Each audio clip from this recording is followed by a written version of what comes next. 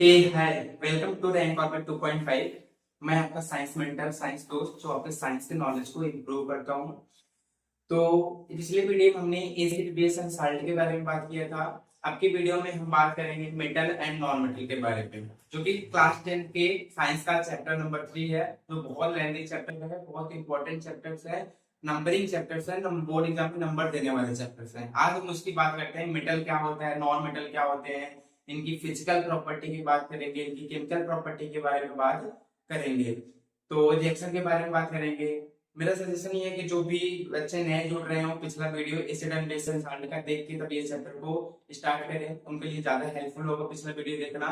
इस मेरे चैनल पे पिछला वीडियो दिया गया है, आप जाकर चेक आउट कर सकते हैं। आइए पहले चैप्टर पे स्टार्ट करते हैं, मेटल और नॉन मेटल पे। पहला पॉइंट आता है मेटल होता है क्या है, नॉन मेटल क्या होता है, इनकी फिजिकल प्रॉपर्टी क्या होती है। मैं सारे रिएक्शन के बारे में बताते हैं, बट कुछ इंपॉर्टेंट पॉइंट्स यहाँ पे जान लेते हैं। जैसे कि पहला बात करते हैं कि physical property of metal and non metal, metal और नॉन मेटल की फिजिकल प्रॉपर्टी क्या होती है। तो आइए देखते हैं। यहाँ पे मैंने लिखा physical property of metal and non metal. Metal की फिजिकल प्रॉपर्टी के बारे में बात करते हैं। यहाँ पे metal are malleable, metal are malleable. Malleable मतलब क्या होता है, पीट पीट के एक पतला लेयर बना देना, पीट पीट के एक पतला लेयर बना देना। यहाँ बोला है मेटल, यहाँ पे ध्यान सुनना, metal can be beaten into thin sheet with hammer. हम हैमर हथौड़ी के माध्यम से किसी भी मेटल को, हथौड़ी के माध्यम से किसी भी मेटल को पीट पीट के एक पतली शीट बना दे रहे हैं, उसे बोलते हैं मैलिएबल। मैलिएबल जहाँ पे आपको याद होना चाहिए, converted into thin sheet, metal can be converted into thin sheet.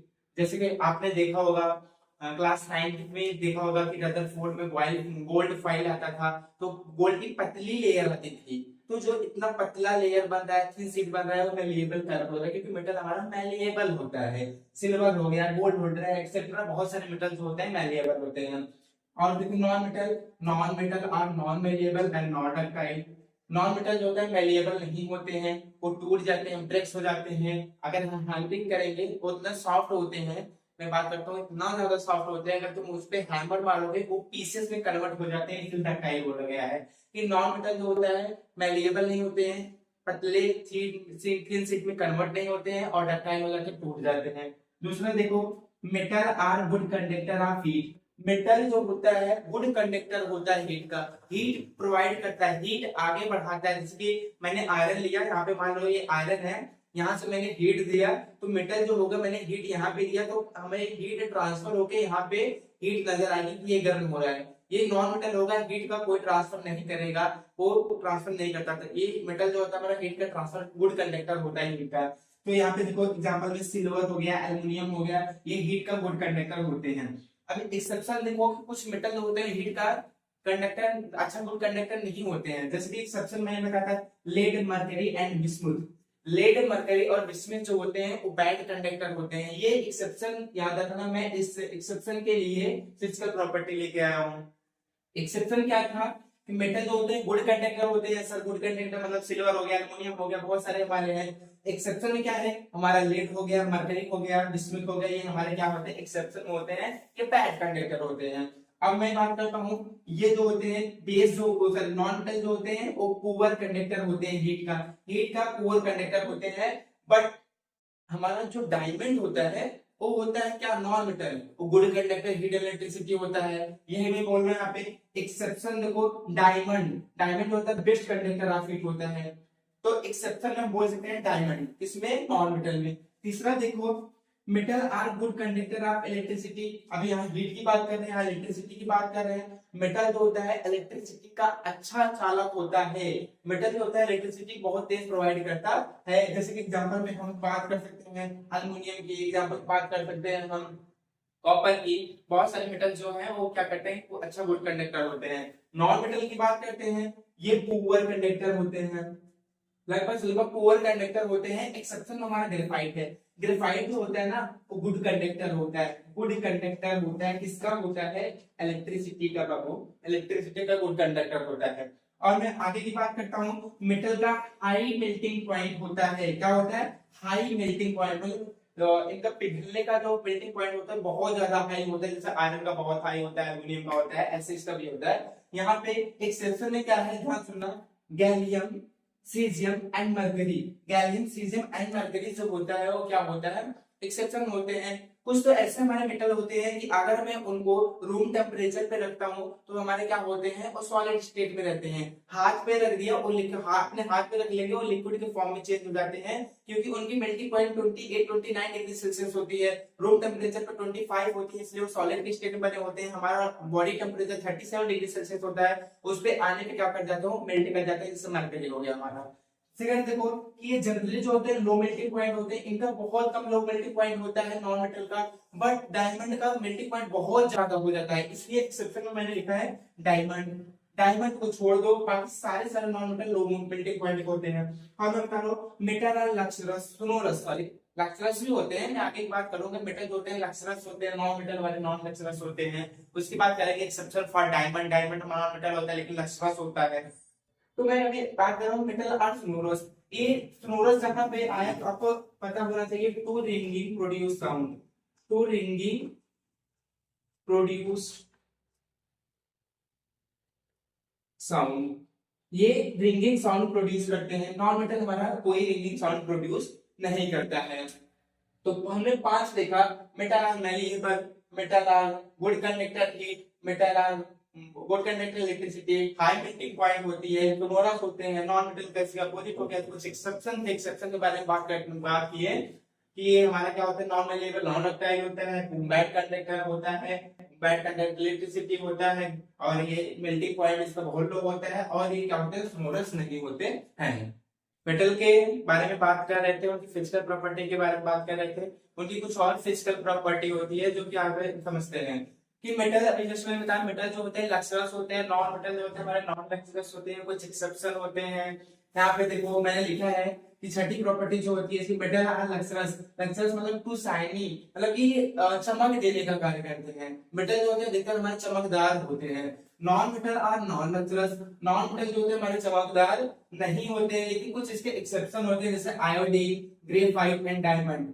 Iodine, graphite and diamond जो होते हैं हमारे नॉन मेटल होते हैं, लेकिन ये क्या होते हैं, लक्सरस होते हैं, चमकदार होते हैं। ये एक्सेप्शन याद करके जाइएगा, बहुत इंपॉर्टेंट है। Metal are generally hard, metal जो होते हैं ज्यादातर क्या होते हैं, हार्ड होते हैं, और हमारे जो नॉन मेटल होते हैं जो ज्यादातर क्या होते हैं, सॉफ्ट होते हैं।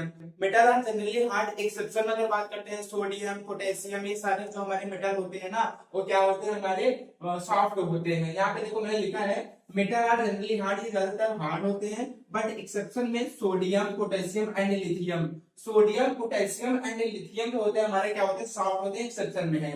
मेटल आर जनरली सॉफ्ट, ये ज्यादातर क्या होते हैं, सॉफ्ट होते हैं, बट एक्सेप्शन में डायमंड जो होता है वो बहुत ज्यादा हार्ड होता है। मैं ऐसी बात करता हूँ, डायमंड एक नॉन मेटल है, बट मेटल से भी ज्यादा हार्ड होता है ये। उसके बाद करता हूँ metal are solid at room temperature. Metal जो होते हैं सॉलिड होते हैं रूम टेम्परेचर पे, जैसे मैंने इसके बाद में बताया, लगभग लगभग सॉलिड ही होते हैं रूम टेम्परेचर पे, बट कुछ मेटल ऐसे होते हैं जो हाथ पे रखोगे और लिक्विड बन जाते हैं, क्योंकि उनका रूम टेम्परेचर 25 होता है, हमारा बॉडी टेम्परेचर 37 होता है, तो उसमें पिघल जाते हैं। उनका जो मेल्टिंग पॉइंट होता है 29 डिग्री सेल्सियस होता है, जैसे मैंने बताया मरकरी। तो यहाँ पे एक्सेप्शन में मरकरी आप लिख सकते हैं। यहाँ पे देखो मेटल आर रूम टेम्परेचर पे, जो नॉन मेटल होते हैं, नॉन मेटल यहाँ पे लिखो, non metal are solid, liquid and gas at room temperature. Non metal जो होते हैं और रूम टेम्परेचर पे क्या करते हैं, सॉलिड भी रहते हैं, लिक्विड भी रहते हैं, गैस भी रहते हैं। ये प्रॉपर्टी आप जितना पढ़ाया गया है आप पढ़ के आइएगा, जितना दिखाया गया है पूरा 8 प्रॉपर्टी फिजिकल दिखाया गया है, आप स्क्रीनशॉट ले लीजिए। उसके बाद क्या करेंगे, आप पढ़ के आइएगा, पूरा पूरा मार्क मिलने वाला है आपको। अब हम आइए केमिकल प्रॉपर्टी के बारे में बात करते हैं। केमिकल प्रॉपर्टी ऑफ मेटल और नॉन मेटल की बात करते हैं। यहाँ पे मैंने हेडिंग बना दी है chemical property of metal non metal, जिसमें देखिए केमिकल प्रॉपर्टी जानने के लिए हमको करना क्या पड़ेगा, हमको रिएक्शन कराना पड़ेगा। किस किस चीज के साथ रिएक्शन, केमिकल प्रॉपर्टी जानने के लिए जैसे मेटल का रिएक्शन हमको ऑक्सीजन के साथ कराना पड़ेगा, मेटल का रिएक्शन हमें वाटर के साथ कराना पड़ेगा, मेटल का रिएक्शन डाइल्यूट एसिड के साथ कराना पड़ेगा, डाइल्यूट एसिड के साथ, मेटल के रिएक्शन अदर हमारे एलिमेंट्स के साथ कराना पड़ेगा। तो ये याद रखें केमिकल प्रॉपर्टी हम इतने सारे रिएक्शन पढ़ेंगे, वाटर के साथ, ऑक्सीजन के साथ, डाइल्यूट एसिड के साथ, अदर हमारे नॉन मेटल के साथ कराएंगे, जैसे मेटल का रिएक्शन नॉन मेटल के साथ कराएंगे, तो इसके बारे में इतना सारी चीजें हम जानेंगे। तो आइए हम स्टार्ट करते हैं। Metal reacts with the oxygen. Metal जो होता है ऑक्सीजन के साथ रिएक्ट करेगा। सबसे पहले मैं बात कर लेता हूँ कि सभी मेटल जो होते हैं ऑक्सीजन के साथ रिएक्ट नहीं करते हैं। कुछ मेटल जो होते हैं रिएक्ट करते हैं। जैसे कि मैं रिएक्टिव सीरीज की बात कर लेता हूँ कि कुछ मेटल हमारे ऐसे रूम टेम्परेचर पे ही बड़े बड़े ऑक्सीजन के साथ रिएक्ट करके मेटल ऑक्साइड बनाते हैं। जैसे कि पोटेशियम और सोडियम। पोटेशियम और सोडियम जो होता है वो क्या करता है कि रूम टेम्परेचर पर रखोगे ऑक्सीजन के साथ in the presence of air में जो ऑक्सीजन के साथ रिएक्ट करके क्या बनाएगा, मेटल ऑक्साइड बनाएगा। मैं दूसरी तरफ बात करता हूँ कि अगर हम मैग्नीशियम और जिंक की बात कर रहा हूँ तो मैग्नीशियम और जिंक जो होते हैं वो क्या करते हैं, मेटल के साथ रूम टेम्परेचर रिएक्ट नहीं करते हैं। उनको रिएक्ट करने के लिए हमको हीट देना पड़ता है, तब जाकर क्या करेंगे, रिएक्ट करेंगे। तीसरा हमारा क्या हो जाएगा, जो हमारा लोअर रिएक्टिव एलिमेंट होता है जैसे आयरन हो गया, कॉपर हो गया, इनको ये रूम टेम्परेचर पे रिएक्ट नहीं करेंगे, थोड़े मोड़े हीट दोगे नहीं रिएक्ट करेंगे। इनको स्ट्रॉन्ग हीट दोगे, ज्यादा हीट दोगे तब जाके ये रिएक्ट करके क्या बनाएंगे, मेटल ऑक्साइड बनाएंगे। ये चीज मैंने लिखा है, ये देखते हैं यहाँ पे मैंने यहाँ पे देखो लिखा है कि all metal do not react with the oxygen equal reactivity. मैंने बताया था सभी मेटल जो होते हैं रिएक्ट नहीं करते हैं इक्वल रिएक्टिविटी। यहाँ बोल रहे हैं this reactivity oxygen depends upon the metal react with the oxygen even the room temperature. देखो बोल रहा है बहुत सारे जो हमारे कुछ मेटल होते हैं रूम टेम्परेचर पे रिएक्ट कर जाते हैं। सब मेटल, कुछ मेटल जो होते हैं वो हीटिंग करने के बाद रिएक्ट करते हैं, और कुछ मेटल जो होते हैं जो स्ट्रांगली हीट प्रोवाइड करेंगे तब जाके क्या करेंगे, रिएक्शन करेंगे, बट बनाएंगे क्या, मेटल ऑक्साइड। यहाँ पे मैंने बोला मेटल जो होता है वो ध्यान सुनना, मेटल जो होता है ऑक्सीजन के साथ रिएक्ट करता है, मेटल ऑक्साइड बनाता है। मेटल जो होता है ऑक्सीजन के साथ रिएक्ट करके मेटल ऑक्साइड ही बनाएगा और कुछ नहीं बनाएगा। जैसे सोडियम जो होता है रूम टेम्परेचर पे रिएक्ट करता है तो सोडियम ऑक्साइड बनाता है। पोटेशियम जो होता है रूम टेम्परेचर पे रिएक्ट करता है, पोटेशियम ऑक्साइड बनाता है।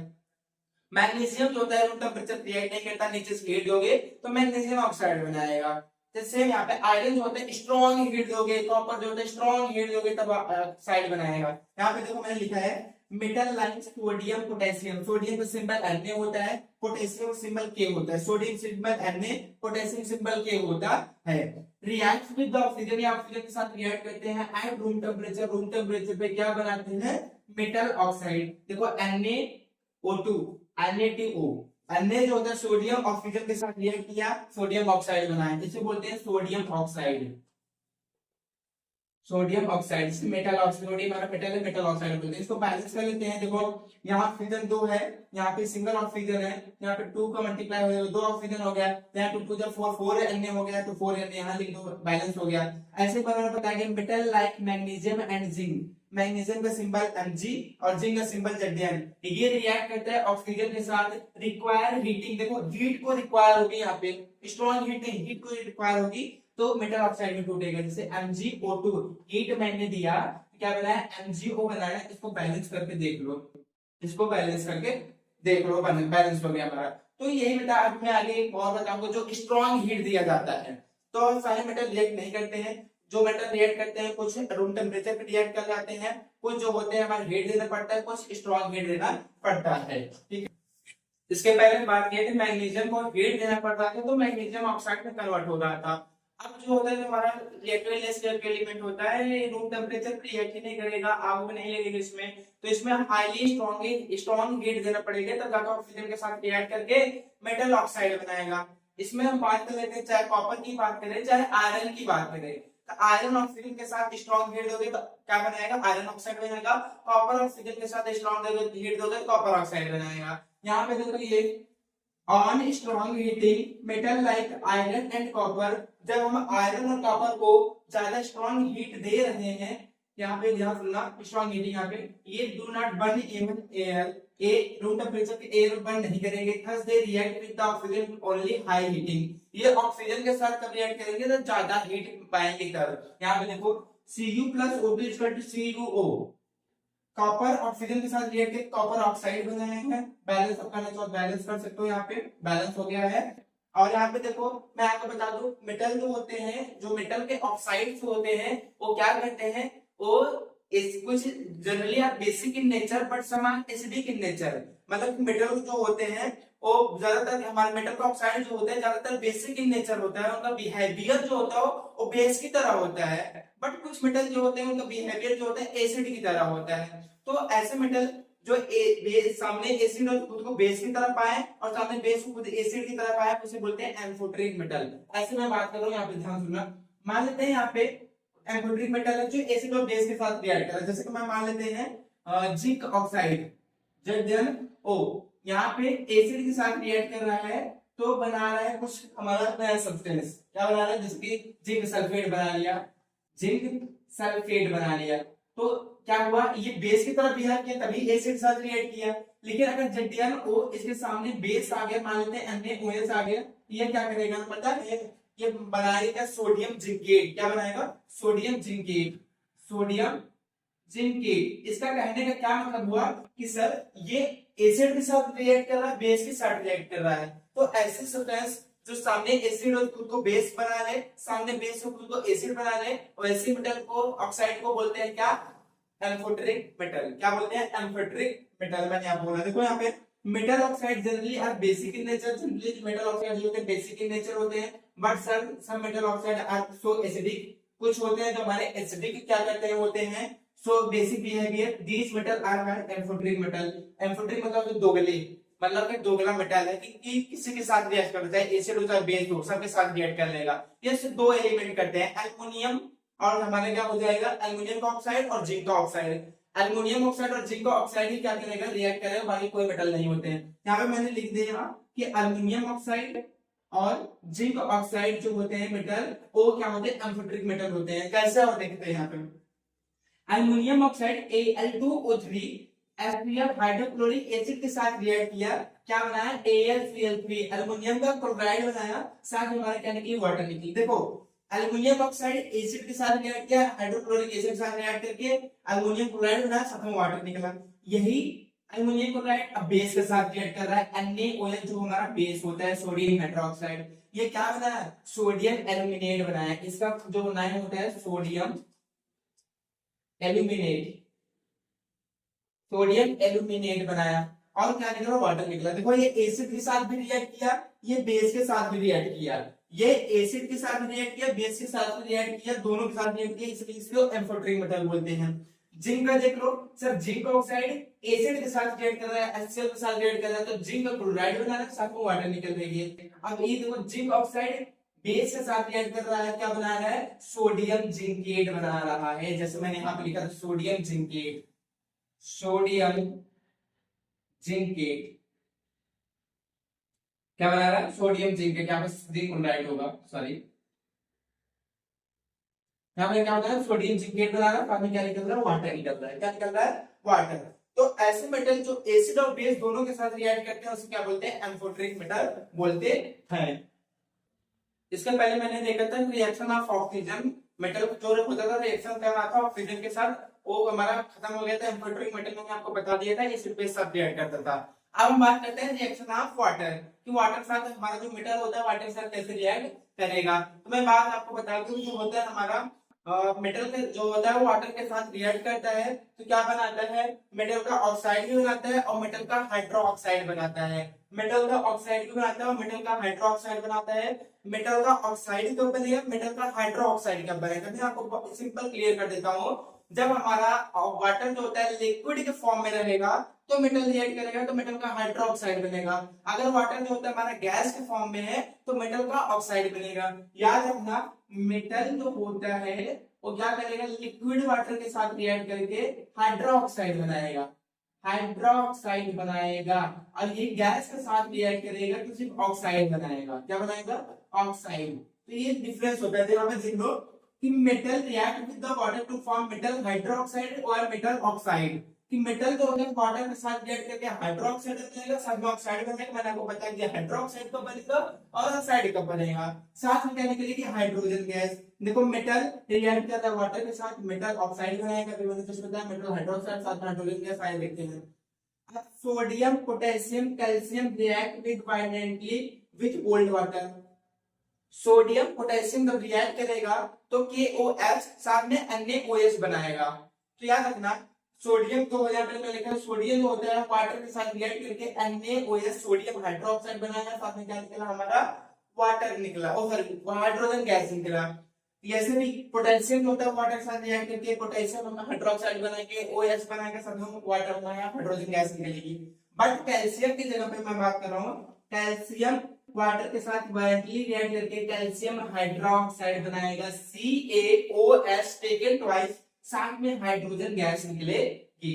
तो पोटेशियम और सोडियम KOH NaOH का फॉर्मेशन कर रहे थे, but calcium CaOH taken twice का फॉर्मेशन कर रहा है।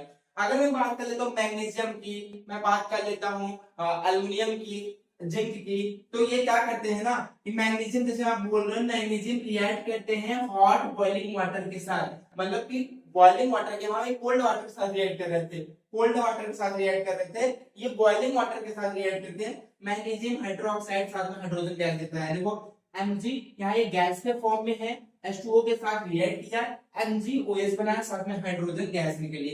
अब जो हमारे हो गया, जैसे मैं आयरन की बात करूंगा, मैं अगर आयरन की बात कर रहा हूँ, मैं कैल्शियम की बात कर रहा हूँ, सॉरी कैल्शियम नहीं, कॉपर की बात कर रहा हूँ, तो वो क्या करेगा, वो रिएक्ट करेगा तो क्या बनाएगा, मेटल का ऑक्साइड बनाएगा। क्या बनाएगा, मेटल का ऑक्साइड बनाएगा। मेटल के बारे में बात कर रहे थे कि रिएक्शन कर रहा था वाटर के साथ, यहाँ पे गैस का रिएक्शन, मतलब जो मेटल की स्टेट को चेंज करके गैस का फॉर्म में लेकर आएंगे, जैसे एल्युमिनियम हो गया, हमारा आयरन हो गया, और हमारा क्या बोलते हैं जिंक हो गया, ये गैस वाटर के गैसियस फॉर्म से स्टेट करते हैं तो ऑक्साइड बनाते हैं। मैंने हिस्ट्री में बताया था कि लिक्विड के फॉर्म में रहेंगे तो क्या बनाएंगे, हाइड्रोक्साइड बनाएंगे, गैस के फॉर्म में रहेंगे तो ऑक्साइड बनाएंगे। यहाँ पे सम ऑफ मेटल लाइक आयरन, जो आयरन होता है, जिंक होता है, एल्युमिनियम होता है, रिएक्ट करता है स्टील के साथ, मतलब भाप के साथ, तो क्या करता है, मेटल ऑक्साइड देता है, साथ में हाइड्रोजन गैस निकलती है। जेडियन, जिंक जो होता है H2O के साथ रिएक्ट करके जेडियन बनाता है, साथ में हाइड्रोजन गैस निकलती है। एल्युमिनियम जो होता है, ध्यान सुनना, वो वाटर के साथ रिएक्ट करके क्या बनाते हैं, एल्युमिनियम का ऑक्साइड बनाते हैं, साथ में क्या निकलता है, हमारा हाइड्रोजन गैस निकलता है। उसके बाद देखो यहाँ पे ये खत्म हो गया कि हमारा मेटल वाटर के साथ रिएक्ट कर रहा है। अब हम सेकंड टॉपिक पढ़ेंगे कि हमारा मेटल जो होता है डाइल्यूट एसिड के साथ रिएक्ट करेगा, HCl के साथ रिएक्ट करेगा, ये हम बात करते हैं। तो मैं बात कर रहा हूँ कि इसमें होता क्या है, इसमें हाइड्रोजन का डिस्प्लेस होता है, इसमें हाइड्रोजन को डिस्प्लेस करके साल्ट बनाते हैं, साथ में हाइड्रोजन गैस निकलती है। जो हाइड्रोजन को डिस्प्लेस किया वो हाइड्रोजन गैस निकलेगी, साथ में जो हमारा सोडियम या पोटेशियम कुछ भी रहेगा, मेटल रहेगा, वो हाइड्रोजन को डिस्प्लेस करके उसके साथ रिएक्ट करके क्या बनाएंगे, साल्ट बनाएंगे। जो हमारा सिल्वर हो गया, हमारा गोल्ड हो गया, हमारा जो प्लेटिनम हो गया है, ये रिएक्ट नहीं करते हैं, इसलिए नहीं करते हैं क्योंकि ये हमारा हाइड्रोजन को डिस्प्लेस ही नहीं कर पाते हैं। तो रिएक्टिविटी सीरीज देख लेना, सोडियम, पोटेशियम, कैल्शियम, मैग्नीशियम का जो रिएक्टिव सीरीज मैंने पिछली वीडियो में आपको बताया है, आप जाके चेक कर सकते हैं। तो देखो, metal usually displace hydrogen from dilute acid, बोल रहा है जो मेटल होता है वो क्या कर रहा है, डाइल्यूट एसिड HCl में हाइड्रोजन को क्या कर देता है, डिस्प्लेस हटा देता है। The less reactive metal like copper, silver and gold, जो हमारा लाइक जैसे कॉपर, सिल्वर, गोल्ड जो होता है, ये डिस्प्लेस हाइड्रोजन को नहीं कर पाता, इसलिए रिएक्शन होता ही नहीं है। तो मेटल बात करते हैं, सोडियम HCl के साथ रिएक्ट करता है तो सोडियम क्लोराइड बनाता है, साथ में हाइड्रोजन गैस होता है। इसमें क्या होगा, ध्यान सुनना, सोडियम ने हाइड्रोजन को डिस्प्लेस कर दिया, हटा दिया, तो सोडियम क्लोराइड बना, साथ में हाइड्रोजन गैस निकली। तो याद रखना, डाइल्यूट एसिड साथ में मेटल भी रिएक्ट करेगा तो हाइड्रोजन को डिस्प्लेस करेगा, डिस्प्लेस करके क्या बनाएगा, साल्ट बनाएगा, साल्ट बनाने के बाद हाइड्रोजन गैस रिलीज होगी। हमने देखा था कि मेटल जो होता था डाइल्यूट एसिड के साथ रिएक्ट करता था। अब हम देखेंगे मेटल जो होता है वो साल्ट सॉल्यूशन के साथ रिएक्ट करेगा। साल्ट के सॉल्यूशन साथ, मान ले साल्ट, मेटल का साल्ट का सॉल्यूशन ए है, मेटल बी रिएक्ट कर रहा है, तो उसको रिप्लेस करके हमारा क्या बनाएगा, साल्ट सॉल्यूशन भी बनाएगा, साथ में क्या निकलेगा, मेटल भी निकलेगी। देखो यहाँ पे मेटल डिस्प्लेस करेगा, हटाएगा अनलेस रिएक्टिव मेटल को फ्रॉम इट्स साल्ट सॉल्यूशन। मान लेते हैं, यहाँ सुनना, अगर हम साल्ट सॉल्यूशन ले रहे हैं, कुछ भी ले रहे हैं, जैसे कि मान लेते हैं हम ले रहे हैं कॉपर सल्फेट ले रहे हैं, उसमें हम क्या करा रहे हैं, जिंक का रिएक्शन करा रहे हैं, तो जिंक कॉपर को डिस्प्लेस कर देगा, बनाएगा क्या, जिंक सल्फेट, जो भी एक प्रकार का होता है वो साल्ट होता है। ध्यान सुनना, मान लेते कोई मेटल ए लिए हैं, इसमें साल्ट सॉल्यूशन आप मेटल बी लिए हैं, साल्ट सॉल्यूशन आप मेटल बी, तो यह क्या करेगा, ये इसको ए को रिप्लेस कर देगा, मेटल बी जो होता है मेटल ए को रिप्लेस कर देगा। यहाँ ऐसे बोल सकते हो, ये इसको रिप्लेस करके इस जगह ले लेगा, तो क्या बनाएगा हमारा salt solution of metal B, साथ में क्या निकलेगा, मेटल ए, क्या निकलेगा, मेटल ए। यहाँ पे देखो, ध्यान सुनना, यहाँ पे जैसे कि मैंने यहाँ पे लिया जिंक, ये क्या किया, कॉपर सल्फेट CuSO4 के साथ रिएक्ट किया। जिंक मैंने लिया, CuSO4 के साथ रिएक्ट किया।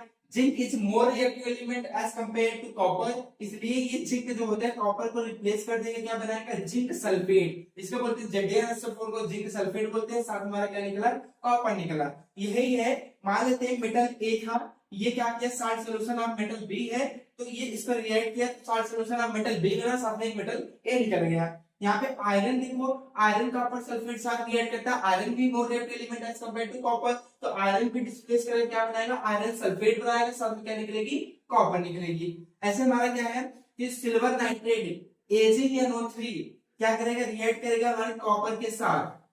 Copper is more reactive element Ag, मैंने आपको बताया था Ag जो होता है, Ag AuPt ये सारे क्या होते हैं, तीनों नेगेटिव स्टेट फ्री स्टेट में मिलने वाले एलिमेंट्स होते हैं, तो ये बहुत लेस रिएक्टिव एलिमेंट होते हैं। तो कॉपर इसको डिस्प्लेस करेगा, क्या बनाएगा, copper nitrate CuNO3 taken toys बनाएगा, साथ में Ag को बाहर कर देगा। अब इसके बाद ये जो देख लिया कि साल्ट सॉल्यूशन के साथ रिएक्ट करता था तो मेटल ए जो होता था मेटल बी को रिप्लेस कर देता था, तो वहां पे साल्ट सॉल्यूशन ऑफ मेटल ए बनता था, उसके बाद मेटल बी बनता था। अब हम बात करते हैं कि मेटल जो होता है क्लोरीन के साथ रिएक्ट करेगा। अब मेटल क्लोरीन के साथ रिएक्ट करेगा तो आयनिक कंपाउंड का फॉर्मेशन करेगा। मेटल क्लोरीन के साथ रिएक्ट करते हैं आयनिक कंपाउंड फॉर्मेशन कर रहा है, जैसे अन्य क्लोरीन के साथ रिएक्ट करके आयनिक कंपाउंड NaCl फॉर्मेशन करता है। यहाँ पे देखो metal react with chlorine to form ionic compound. मान लेते हैं कोई मेटल हमने सोडियम ली है, क्लोरीन साथ रिएक्ट किया तो सोडियम क्लोराइड बना, जो कि हमारा क्या होता है, आयनिक कंपाउंड होता है। अब तक हमने पढ़ा था कि केमिकल प्रॉपर्टी ऑफ मेटल। अब हम बात करेंगे chemical property of non metal. Chemical property में ऑफ नॉन मेटल बात करते हैं कि reaction of non metal with oxygen. जब हम केमिकल प्रॉपर्टी की बात करेंगे, सबसे पहला रिएक्शन हमारा यही आएगा कि नॉन मेटल का रिएक्शन हम कराएंगे ऑक्सीजन के साथ। क्या बनाएंगे, नॉन मेटल ऑक्सीजन। याद रखना है, जब भी नॉन मेटल ऑक्सीजन के साथ रिएक्ट करता है तो एसिडिक ऑक्साइड सॉरी ऑक्साइड का फॉर्मेशन करता है। किसका फॉर्मेशन करता है, ऑक्साइड। उसी ऑक्साइड को अगर हम वाटर में डिसॉल्व कर रहे हैं तो एसिडिक का फॉर्मेशन कर देता है। किसका फॉर्मेशन करता है, एसिडिक। आगे देखते हैं, नॉन मेटल रिएक्ट कर रहे हैं ऑक्सीजन के साथ तो एसिडिक ऑक्साइड बना रहा है, और न्यूट्रल जिसे बोलते हैं न्यूट्रल ऑक्साइड। क्या बोलते हैं, न्यूट्रल ऑक्साइड बोलते हैं। दीज ऑक्साइड, इसी ऑक्साइड को अगर हम नॉन मेटल के डिसॉल्व करा रहे हैं वाटर में तो क्या बनाएगा, एसिड्स का फॉर्मेशन करेगा। याद रखना कि नॉन मेटल ऑक्सीजन के साथ रिएक्ट करके ऑक्साइड बना रहा है और एसिडिक ऑक्साइड बना रहा है। एसिडिक ऑक्साइड को वाटर में डिसॉल्व कराओगे ना तो क्या बनेगा, एसिड का फॉर्मेशन होगा। और एग्जांपल देखते हैं, जैसे कार्बन। कार्बन हमारा नॉन मेटल होता है, सब जानते हैं। क्या होता है, नॉन मेटल होता है, सब जानते हैं। ऑक्सीजन के साथ रिएक्ट किया, क्या बना, कार्बन डाइऑक्साइड। क्या बना, carbon dioxide. Carbon solid state में था, ऑक्सीजन गैस के स्टेट में था, कार्बन डाइऑक्साइड गैस के स्टेट में बनेगी। फिर मैंने CO2 को लिया और वाटर में मतलब डिसॉल्व कराया, पानी में डिसॉल्व कराया, वाटर से रिएक्शन कराया, तो क्या बना हमारा, कार्बोनिक एसिड, जिसका फार्मूला है H2CO3, एक्वस के फॉर्म में बना। फिर मैं बात करता हूं, यहाँ पे ध्यान सुनना, तो हमको इतना पता चल गया नॉन मेटल ऑक्सीजन के साथ रिएक्ट करके एसिडिक ऑक्साइड बनेगा, साथ में एसिडिक ऑक्साइड को वाटर में डिसॉल्व कराएंगे तो क्या बनेगा, हमारा एसिड का फॉर्मेशन बनेगा, जिससे कार्बोनिक एसिड मैंने बनाया। अगर मैं दूसरी बात करता हूँ कि नॉन मेटल जो होता है और रिएक्ट कर रहे हैं, किसके साथ रिएक्ट करा रहे हैं, कि वो हाइड्रोजन के साथ रिएक्ट करा रहे हैं, तो ये सल्फाइड का फॉर्मेशन करता है। किसका फॉर्मेशन करता है, कोवैलेंट हाइड्रोक्साइड, कोवैलेंट हाइड्रोक्साइड का फॉर्मेशन करता है। देखो नॉन मेटल रिएक्ट करता है हाइड्रोजन के साथ तो कोवैलेंट हाइड्रोक्साइड बनाता है। जैसे कि देखो हाइड्रोजन जो होता है सल्फर के साथ रिएक्ट करता है, सल्फर एक नॉन मेटल होता है तो क्या बनाता है, हाइड्रोजन सल्फाइड बनाता है। क्या बनाता है, हाइड्रोजन सल्फाइड बनाता है। दूसरा एग्जांपल यहाँ पर लेकिन नाइट्रोजन जो होता है क्या कर हाइड्रोजन के साथ रिएक्ट करता है in the presence of iron. Important है कि नाइट्रोजन हाइड्रोजन के साथ रिएक्ट कर रहा है in the presence of iron, तो क्या बनाता है, अमोनिया बनाता है, जो कि हमारा क्या होता है, कोवैलेंट हाइड्रोक्साइड होता है। क्या होता है, कोवैलेंट हाइड्राइड होता है। हमने chemical property of non metal की बात कर ली थी, केमिकल प्रॉपर्टी ऑक्सीजन साथ क्लोरीन साथ रिएक्शन, हाइड्रोजन साथ रिएक्शन जो भी था हमने बात कर लिया। अब मैं बात करूंगा extraction of metal. Extraction of metal में आपने लिखा था extraction of metal with middle activity series. मैं मिडिल एक्टिविटी सीरीज की बात नहीं करूंगा, मैं हाई रिएक्टिव एलिमेंट की बात करूंगा, मैं लेस रिएक्टिव एलिमेंट की बात करूंगा, लीस्ट रिएक्टिव एलिमेंट की बात करूंगा। तो मैं यहाँ पे बात करता हूँ। देखो ये हमारा ये रिएक्टिविटी सीरीज है, यहाँ पे मैं बताता हूँ रिएक्टिविटी सीरीज है। मैं बता दूं नीचे से ऊपर जाना रिएक्टिविटी बढ़ती है, ऊपर से नीचे आना रिएक्टिविटी घटती है। हमारा जो पोटेशियम, सोडियम, कैल्शियम, मैग्नीशियम है, ये चार, ये क्या होते हैं हमारा हाई रिएक्टिव एलिमेंट होते हैं, हाई रिएक्टिव एलिमेंट। और ये हमारा बात करते हैं अल्युमिनियम, अल्युमिनियम हो गया, जिंक हो गया, आयरन हो गया, ये क्या हो गया, लेड हो गया, हाइड्रोजन हो गया, ये हमारा क्या होता है middle middle reactive element, reactive element. Copper हो गया, यहाँ पे ध्यान सुनना, यहाँ पे लेड, ये सिर्फ यहाँ पे लेड, हाइड्रोजन, कॉपर, और इसके बाद हमारा क्या हो गया less reactive element, less reactive element.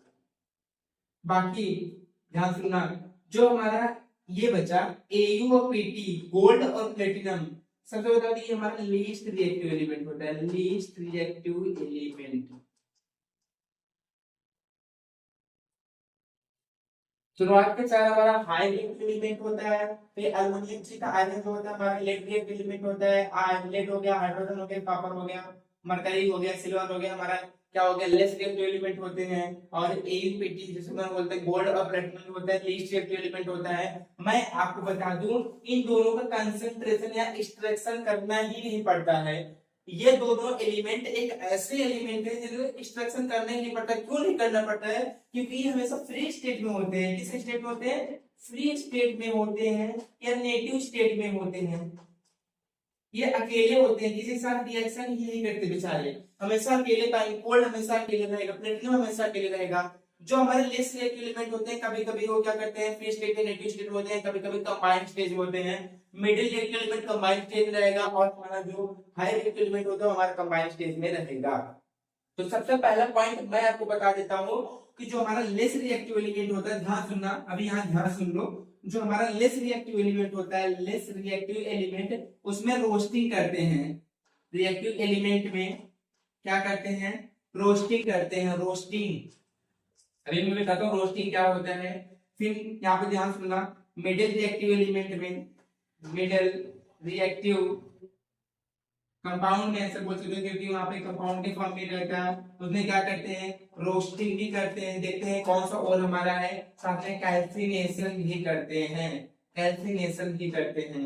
देखो पहला क्या था, पहला था लेस रिएक्टिव एलिमेंट रोस्टिंग करते थे, इसमें रोस्टिंग और कैल्सिनेशन दोनों भी करेंगे। और जो हमारा हाई रिएक्टिव एलिमेंट होते हैं, ध्यान सुनना, हाई रिएक्टिव एलिमेंट में, हाई रिएक्टिव कंपाउंड में क्या करते हैं, इसे क्या सीधे सीधे क्या करते हैं चेंज कर देते हैं, एक्सट्रैक्शन कर देते हैं मेटल का, दूसरे के एलिमेंट के साथ रिएक्शन करा के एक्सट्रैक्ट कर लेते हैं सीधा।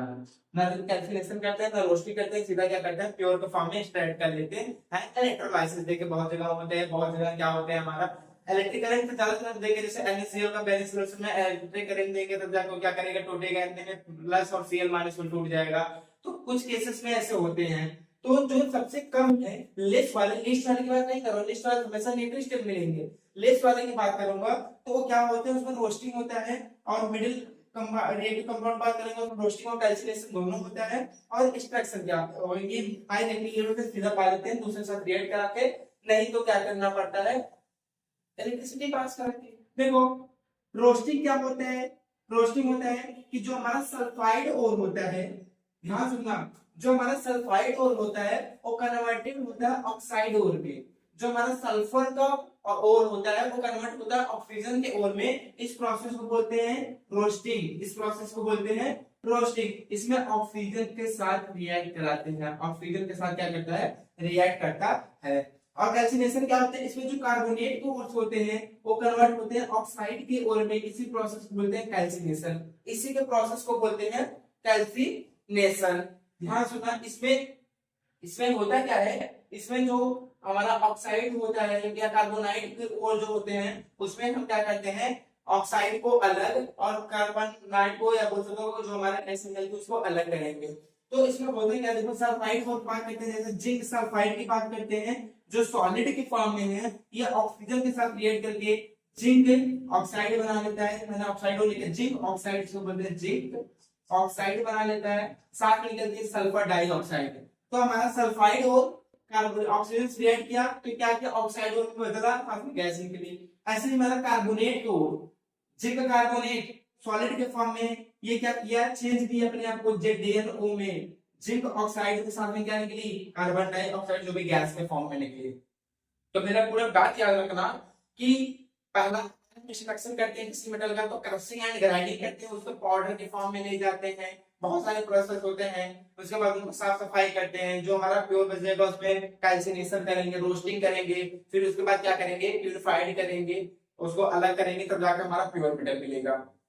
तो सबसे ज्यादा मिडिल तक में प्रॉब्लम था कि मिडिल एक्टिविटी सीरीज में बात करता हूँ कि दो प्रोसेस होते हैं, एक कैल्सिनेशन का क्रशिंग एंड ग्राइंडिंग होगा, स्ट्रक्चर ऑफ ओर्स का होगा, साथ में दो प्रोसेस और पढ़ते हैं, पहला पढ़ता है कैल्सिनेशन, दूसरा पढ़ता है रोस्टिंग। कैल्सिनेशन क्या होता है, जिसमें कार्बोनेट ओर चेंज होते हैं हमारे किसमें, हमारे जो होते हैं वो चेंज होते हैं ऑक्साइड ओर में। दूसरा हमारा जो होते हैं रोस्टिंग, उसमें क्या होता है, सल्फाइड और ऑक्साइड ओर में परिवर्तित होते हैं ऑक्सीजन के रिएक्ट करने के बाद। फिर उसके बाद हमारे लिए लिपिड एलिमेंट बहुत इंपॉर्टेंट होते हैं, sodium potassium calcium magnesium high element होते हैं, aluminium zinc iron middle element होते हैं, हाइड्रोजन कॉपर है। और उसके बाद मरकरी की बात करता हूँ ये, और सिल्वर की बात करता हूँ, लेस रिएक्टिव एलिमेंट होते हैं। ए मतलब गोल्ड और प्लेटिनम की बात करता हूँ, बहुत लेस एलिमेंट होते हैं, हमेशा किसी के साथ रिएक्ट ही नहीं कर पाते हैं, तो नेगेटिव स्टेट में मिलते हैं। तो ये पूरा होल प्रोसेस है, एक बार स्क्रीनशॉट ले सकते हैं यहाँ पे, तो इसके बारे में हम बात करेंगे। और इसके बाद हमारा जो है थर्माइट रिएक्शन है, थर्माइट रिएक्शन पे बात करते हैं।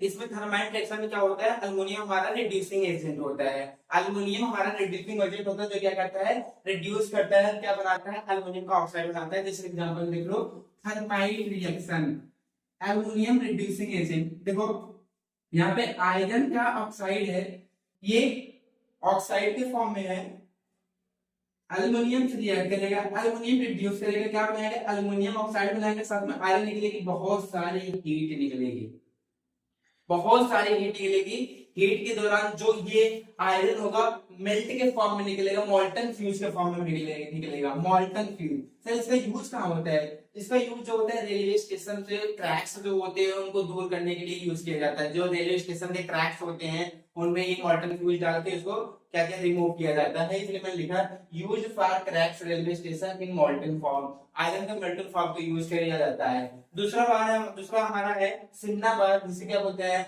मरकरी का ऑक्साइड से बोलते हैं, क्या बोलते हैं, मरकरी का ऑक्साइड बोलते हैं। यहाँ पे सॉरी मरकरी का सल्फाइड बोलते हैं, मरकरी सल्फाइड ऑक्सीजन के साथ रिएक्ट करती है, तब मरकरी ऑक्साइड बनाती है, साथ में क्या निकलती है, सल्फर डाइऑक्साइड गैस रिलीज होती है। तो यहाँ पे जो मरकरी का ऑक्साइड है उसको हीट करेंगे तो मरकरी के फॉर्म में, साथ में ऑक्सीजन के फॉर्म में निकलेगा, जो हमारा प्योर मेटल के फॉर्म में हमको मिल जाएगा, प्योर मेटल के फॉर्म में मिल जाएगा। और यहाँ पे भी आयरन जो होता है हमको प्योर मेटल के फॉर्म में मिलता है। ये था हमारा ये रिएक्शन। इसके बाद हमारा जो रिएक्शन बचा है वो बचा है ऑक्सीडेशन, ऑक्सीडाइजिंग एजेंट, ये बचा है, इसके बारे में हम बात करते हैं। इस चैप्टर का ये लास्ट टॉपिक है, हमने इसके पिछले जो बात किया था, अब हम बात करेंगे कंबशन क्या होता है, कंबशन बात क्या करेंगे, ऑक्सीडाइजिंग एजेंट की बात करेंगे, ऑक्सीडेशन की बात करेंगे, जो मैंने पहले चैप्टर में पढ़ा था, और तीसरे चैप्टर में थोड़ा बहुत बात करते हैं इसके। कंबशन होता क्या है, ध्यान सुनना, कंबशन होता क्या है, जिसमें जो कार्बन के कंपाउंड होते हैं, क्या करना, कार्बन के कंपाउंड जो होते हैं अगर उनको हीट कर रहे हैं, कंबशन करा रहे हैं in the presence of oxygen में, तो ये क्या देंगे, ये हमारा कार्बन डाइऑक्साइड देते हैं, वाटर देते हैं, हीट निकलती है, साथ में लाइट भी निकलती है। यहाँ पे देखो, यहाँ पे बोला गया है एल्किन से, जो यहाँ पे the process of burning of carbon compound, अगर कार्बन कंपाउंड को बर्न कर रहे हैं, उनके जो प्रोसेस होता है एयर के कार्बन कंपाउंड में बर्न कर रहे हैं एयर प्रोसेस में, तो हमें भी देता है carbon dioxide, water, heat and light, इसी को बोलते हैं कंबशन, इसी को बोलते हैं कंबशन। एल्केन्स को अगर हम बर्न कर रहे हैं in the presence of water, तो एल्केन्स मतलब CH4 को ऑक्सीजन के प्रेजेंस में क्या करना, बर्न कर रहे हैं, कंबशन होगा, क्या बनाएगा, कार्बन डाइऑक्साइड, साथ में वाटर, साथ में हीट, साथ में लाइट निकलेगी।